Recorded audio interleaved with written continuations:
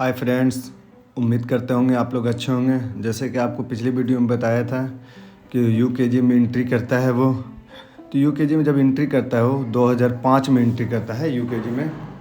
2005 में एंट्री करता है यूकेजी में, तो वो उसी तरह हाल होता है। वो स्कूल से घर, घर से स्कूल, नहीं पढ़ना, समझ ले कि वो इसी तरह उसकी जर्नी चलती रहती है। स्कूल से घर, घर से स्कूल। कभी दोस्तों के साथ वो खेलने के लिए चला जाता था, तो कभी कहीं और चला जाता था। मतलब वो एक अजीबोगरीब लड़का था। फिर जब पढ़ाई की बारी आती थी, सोच फिक्र में बैठा रहता था, करे क्या करे नहीं करे, कुछ पता नहीं चलता था। तो अपने क्लास के नोट से मैं वो शायरी लिखा करता था। शायरी बोलते हैं ना कि इश्क विश्क की बात करते हो, दिल जलाने की बात करते हो, कई बरसों से उसका चेहरा देखा नहीं और तुम आज मुस्कुराने की बात करते हो।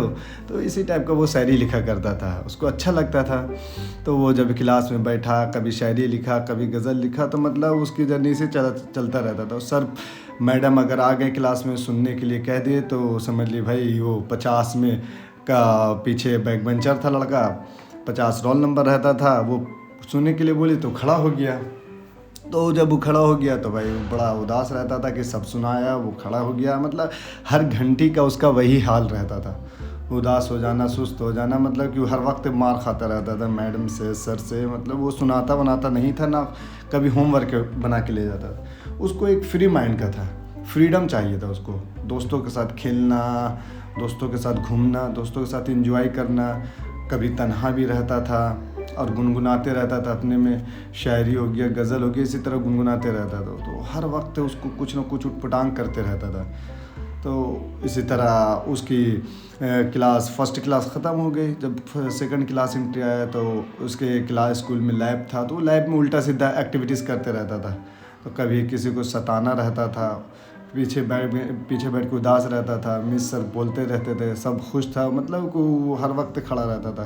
फिर किसी को सताना, मॉनिटर को, क्लास की लड़कियों को परेशान करना, उसका समझ लीजिए ये हॉबी बन गया था कि सबको परेशान करना। पर हाँ, लड़का फ्री माइंड का था, अच्छा था। वो निगेटिव सोचता नहीं था, हर वक्त पॉजिटिव रहता था। पर क्या किया जाए, पढ़ता नहीं था तो लाजमी कि भाई सबको तो गलत दिखेगा ही कि भाई पढ़ाई वढ़ाई करता नहीं है, तो लाजमी है कि लड़का उस टाइप का होगा नहीं। तो सबको ऐसे ही लगता था, पर लड़का ऐसा था नहीं। हाँ, खेल कूद में बहुत फिजिकली मजबूत था वो लड़का, पर फिजिकली मेंटलिटी मजबूत था। पर बोला जाए कि पढ़ने में, तो पढ़ने में वीक था वो। तो पढ़ाई वढ़ाई नहीं करता था, पीछे जाके सो जाया करता था, कभी स्कूल से भाग जाया करता था। तो इस तरह से उसका रहता था। इसकी स्कूल से भाग गया तो फिर जब कभी स्कूल गया ही नहीं, तो अकेला कभी क्लास में बैठा हुआ है, सब बाहर ग्राउंड में हैं। तो वो इस तरह से करता रहता था। जब उसकी एक कंप्यूटर क्लास आई, तो कंप्यूटर क्लास में भी उसी तरह उसका एक्टिविटीज़ था। तो मिस सर ने समझाने लगे कि आखिर क्या प्रॉब्लम है, तुम लोग को पढ़ने में क्या दिक्कत है। तो कुछ बताता ही नहीं था, सीधा उसको लगता था कि भाई हमसे पढ़ाई होगा ही नहीं। वो डरता रहता था।